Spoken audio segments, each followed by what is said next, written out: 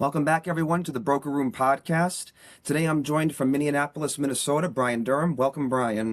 Thanks for having me. Yes, sir. Pleasure to have you here. A quick intro for our audience. Brian Durham has been in real estate for over 13 years, ran a team that did over 170 transactions in 15 months for Blackstone Invitation Homes, and scaled one of the largest independent brokerages in Minnesota, among many other accomplishments. So, Brian, before we dive in, why don't we start from the beginning? Tell us a little bit about your journey on how you got started to where you ended up now. Sure.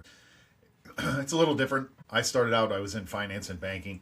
Did that for about a decade. One of the brokers that I worked with at the time, he had been trying to get me to come over to this side of real estate, and I was just like, I don't really want to start over. I was comfortable where I was at. And then in 2013, there was a large hedge fund that came to town, and they were going to start buying properties. So he had asked me at that time to come over, start a team up at the brokerage, and I was like, wow, this is a pretty good opportunity. I knew who that hedge fund was. As you can tell, I'm kind of a data nerd and like finance nerd. I always have Bloomberg running in the background. But he told me, he's like, hey, this is a good opportunity. I went and actually flew down to Chicago, met with some people down there, decided that, yes, it was a great opportunity and that I was going to take advantage of that. And that was, I believe it was a Thursday, came home Friday, went back, and on Monday I was done at the bank and decided to come over and start doing this. From there, like you said, we ran a team. We had a very successful team that we did 177 transactions for one large investor within about 15 months. So it was very, very different than the traditional start in real estate for me. During that time, I was learning a lot. The average agent in Minnesota at that time did about little less than 4 transactions a year. So I did about 20 years worth of transactions during that time. And I say it wasn't me, it was my team. I had 3 different agents on that team.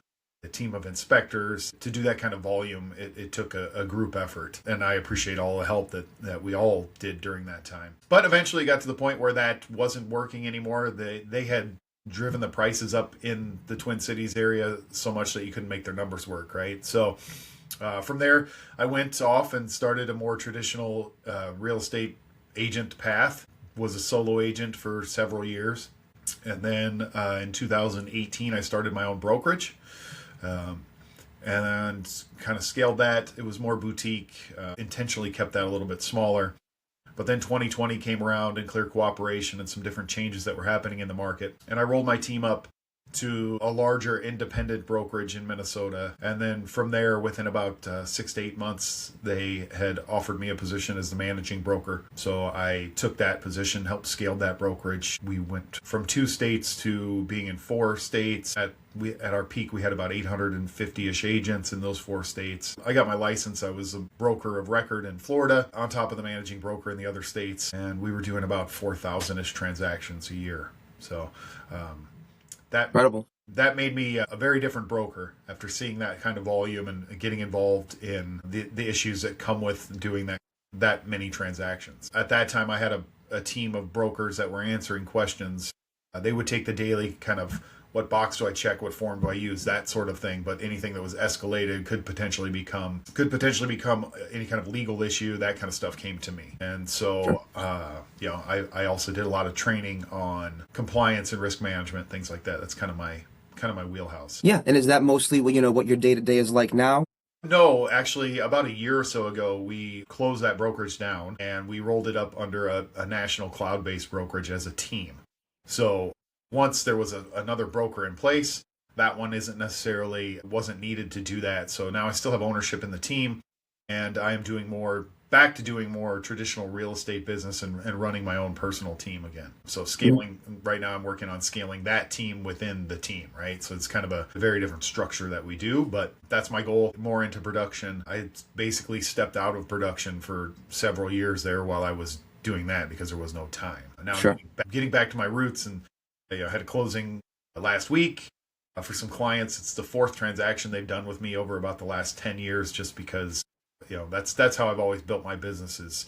Past clients with referrals, taking care of them so that they come back, that kind of stuff. Yeah, that's part of the lifeblood for any sales business, really, especially for real estate. And so, is it mostly now residential that you focus on, you and your team, or any other, niches you dive into?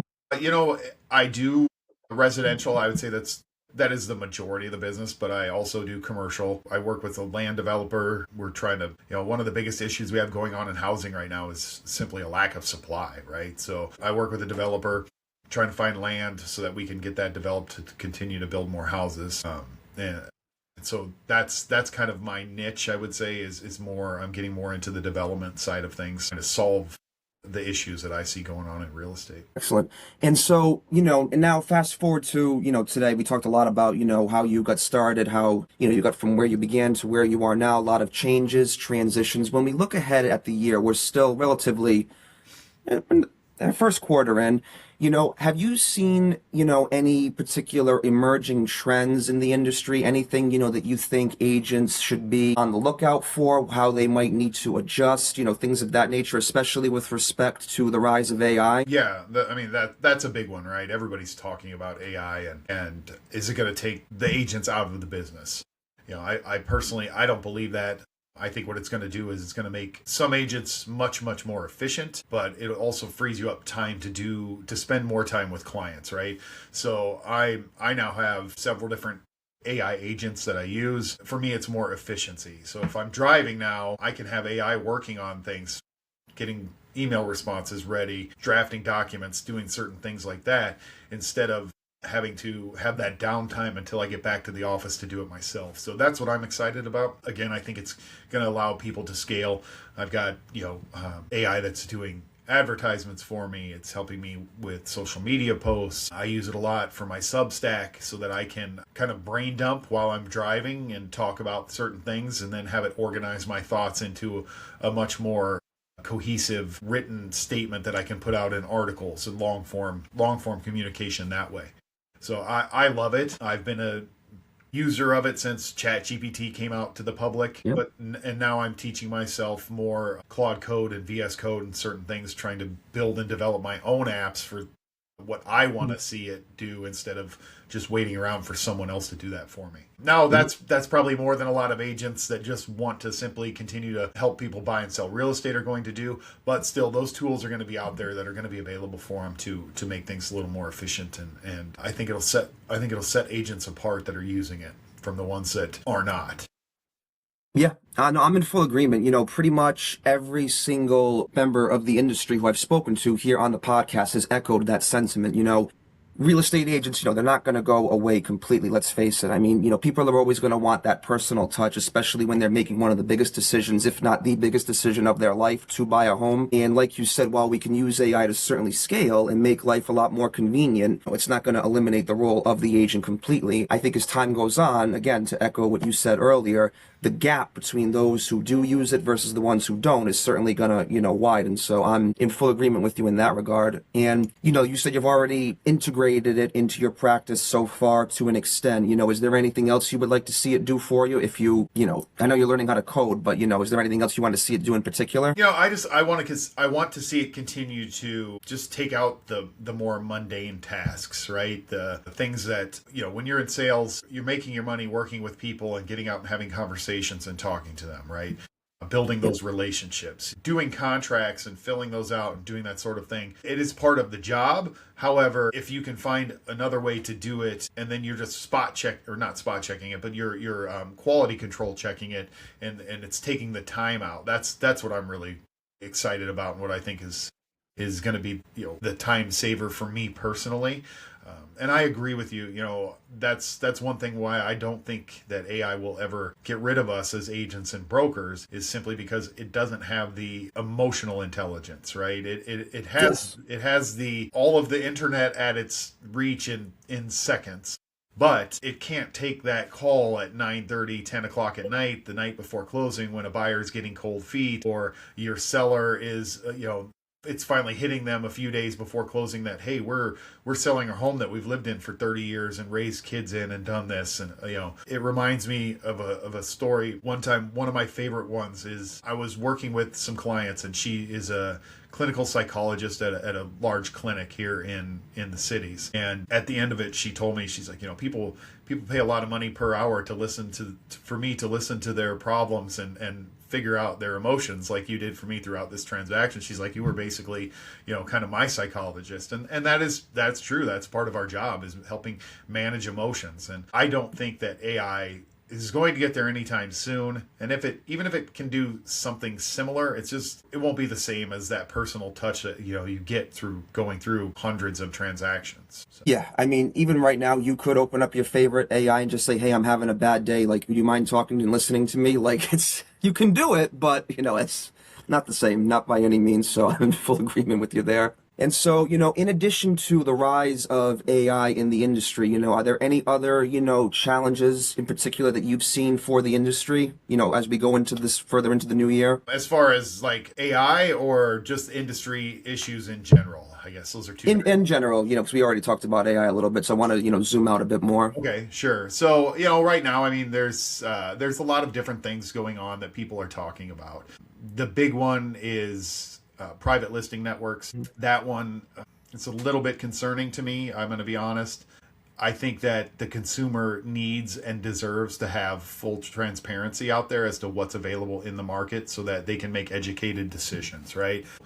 That one's concerning. I also, we've been through several very large class action lawsuits over the last few years in this industry. I think that could potentially have some big consequences and potential for some large class action lawsuits with that. That's the one that is, I think, kind of concerning to me right now.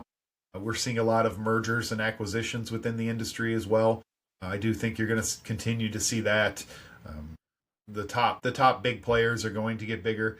Now, does that mean that's going to get rid of the smaller independents and the mom and pop brokerages out there? I don't believe so.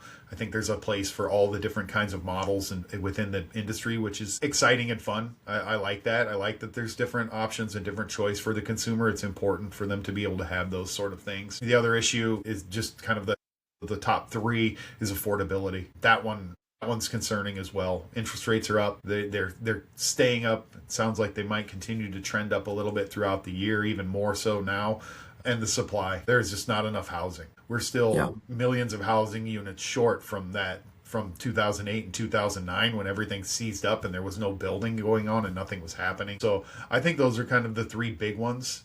It'll be interesting to see how things shake out. Again, it's part of the reason why I really got into working with more developers and builders and things, trying to do what I can do to help alleviate that supply problem, because I do believe that's one of our biggest issues around my local areas that I work, and across the country for that matter too. Yeah, that's another, all similar sentiments I've been hearing from other professionals in the industry too.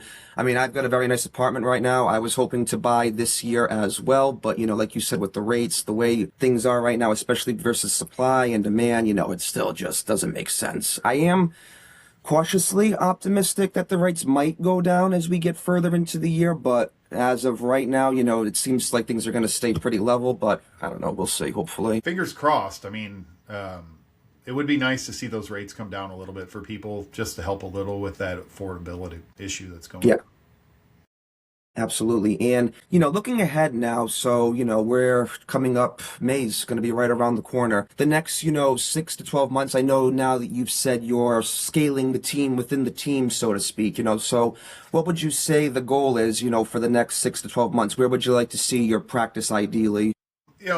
My goal is to just continue to help the people the best that I can, right? I'm a firm believer of, you just get out there, take care of your clients, everything else works itself out. I'm continuing to look for the right agent fit to join the team. I'm pretty picky about who I take now. I'm looking for people that want to grow and want to develop and want to be part of a team. You can get a little bit too, sometimes it gets a little bit too individualistic in this industry with, award productions and this and that. Like, I think for me personally, with the agents that I coach and the people that I talk to, I'll tell you everything I've ever done in this business, it's made me money, and everything I've ever done that's hurt my business, right? Because I know I can tell everybody everything, but there's a very small percentage of those people that will actually go out and do the things, because it's hard work, and it takes a lot of work to become good at this business and to be successful in it. It's why, there's a 90+% washout rate in the first 2 years. And a lot of that happens before the 2 years. It's just the 2-year license renewal, and then they just walk away and don't renew their license after those 2 years. I always tell agents, everybody wants to be a real estate agent until it's time to get in there and do real estate agent things of calling your network and having conversations and talking to 10 to 20 people a day. If you do those basic things and you do them consistently, you will have success at real estate. It is not rocket science, but it's hard work. And you actually, answered part of my next question. I was going to say, as we're coming up on time here, anybody who's looking to start out, fresh in the industry today, anything else you would add on to what you just said, as advice for a starting agent? Yeah, it's funny. I just actually, just like a week and a half ago, wrote an article on my Substack about this. And it was like, what are the things that I wish someone would have told me when I was a new agent, right? And it's the 3 big things. Get in the rooms. Get around other people that are doing business. Learn from them. Don't try to reinvent the wheel, right? And if you think you're the smartest person in the room, you're not. I promise you that, right? And if you know you're the smartest person in the room, find a different room to be in. Be around people that are going to up your game and push you to be better. Sometimes that's uncomfortable, but it is what you need to do. The other thing is make sure that you are not wasting your time. Time is the one thing that we all have, and it is very limited. So you want to make sure that you're being very cognizant about who you're spending time with. When I was first switched over into being excuse me, my allergies are kicking in today. When I first switched over to being an individual agent, it was so different for me because it was a little bit slower than closing transaction after transaction after transaction every week, right? So I had to take a step back, and I really got burnt a few times working with people that I wanted them to buy worse than they wanted to buy, right? They didn't want to get pre-approved. Essentially, in the car industry, they call them tire kickers when you're at a car lot just looking around and want to take a test drive, right? I call them foundation kickers in our industry, right? Everybody likes to go look at the houses and do all the things. Well, as an agent, if you're working with someone that isn't serious about buying, you can't be working with someone that is. So slow down, make sure that they're at the right position. And it's important then to have the right people around you. I'm lucky. I have one of the best mortgage lenders in the country that I work with, and he's the COO of a large company, and he still does all of my clients' loans for himself personally because we've built that relationship over the years. And so I know that if Charles pre-approves someone, that deal's going to get done. In one deal in all of our years of working together that got pre-approved and didn't get done, and that wasn't his fault. It was because somebody didn't file their taxes properly as a business owner, right? So, so that's the thing. Be very cognizant about who you're working with, work with the right people, and be a sponge. Learn. Still, even today, I sit down and I read about what's going on within my industry all the time, teaching myself again, like we talked about, to code. You always need to be leveling up your game and know your contracts inside and out. I can't tell you how many agents are out there that I'll be doing a deal with, and they ask me something, and I'm like, well, that's in line 231 of the contract, and here's what it is. And not only know what they say, what the lines say, but know what they mean. That's the other big thing too. Those are the 3 big pieces of advice that I would give if I was starting out, to myself again, or the agents I coach and the people that I talk to every day. Yeah, that's fantastic, Brian. Thank you again. This has been really, really good stuff. Now, again, for anyone watching, so, where would they go to learn more about you and your business, just to, again, do research, perhaps work with you? Yeah, so you can go to my website. It's wegorealestate.com.